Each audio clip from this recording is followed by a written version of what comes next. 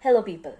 Today we are going to discuss a really important judgment given by the Supreme Court, that is Arunachala Gounder versus Ponnusamy and others.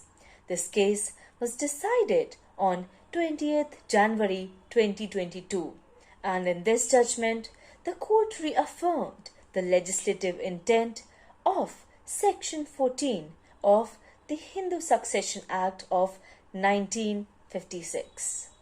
So let us start by understanding the facts of this particular case. In this case, there was a man named Murari Gounder, and he had a self-acquired property. This man died leaving his daughter named Kupai Ammal. Murari also had a younger brother named Ramaswamy Gounder, and this man died before the death of Murari. Further, the daughter of Murari also died without leaving any kids, and the self-acquired property of Murari was divided between the heirs of Ramaswamy. There were 5 heirs of Ramaswamy. One was a son and the other 4 were daughters. One of the heirs of Gunanatta Gounder, being his daughter, filed a suit for partition of the property in the learned trial court.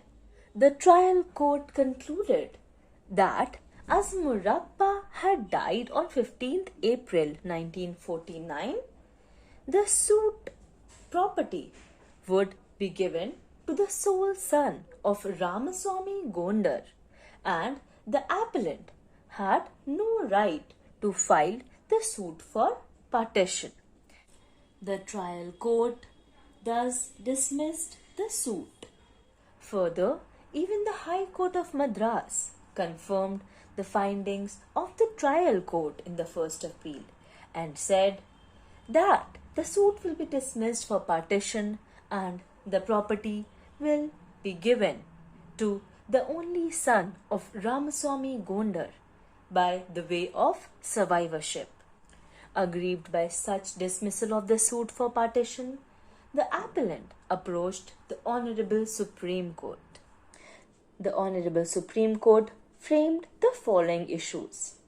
The first issue was about the nature of the property, and that what would be the course of succession if it is a separate property as opposed to a undivided property. And the second issue was whether a sole daughter could inherit her father's separate property dying intestate or not, and if so, what would be the order of succession after the death of such daughter. There were various arguments given by both the appellant and the respondent, but what is important for us is the judgment of the case. So, let us see what the Supreme Court said in this regard. To start with, the court allowed this appeal and said that the property was a self-acquired property of Murari, and therefore the only surviving daughter, that is Kupai Ammal, would be given this property by the way of inheritance, and that the property would not devolve by the way of survivorship. And to arrive at this conclusion, the Supreme Court referred to the Hindu customary laws and various other judicial pronouncements, and to hold that a daughter was capable of inheriting her father's separate property as per customary Hindu law. The Supreme Court made the mention of the Mitakshara School of Law, the Madras School of Law, and the Bombay School of Law.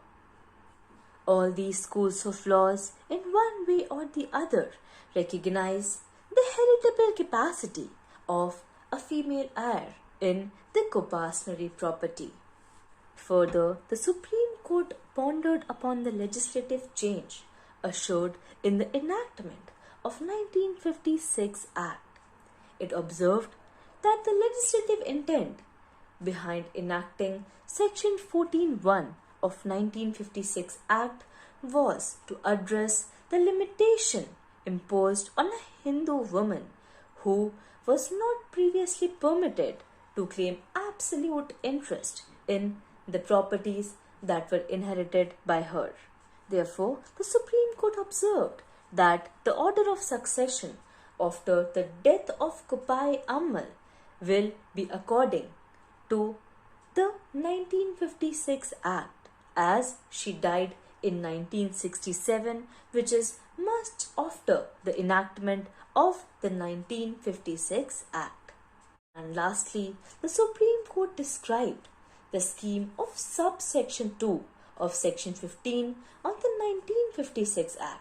It was observed that if a female dies intestate without leaving any children, then the property inherited by her from her father or mother would go to the heirs of the father, and the property inherited by her from her husband or father-in-law would go to the heirs of the husband.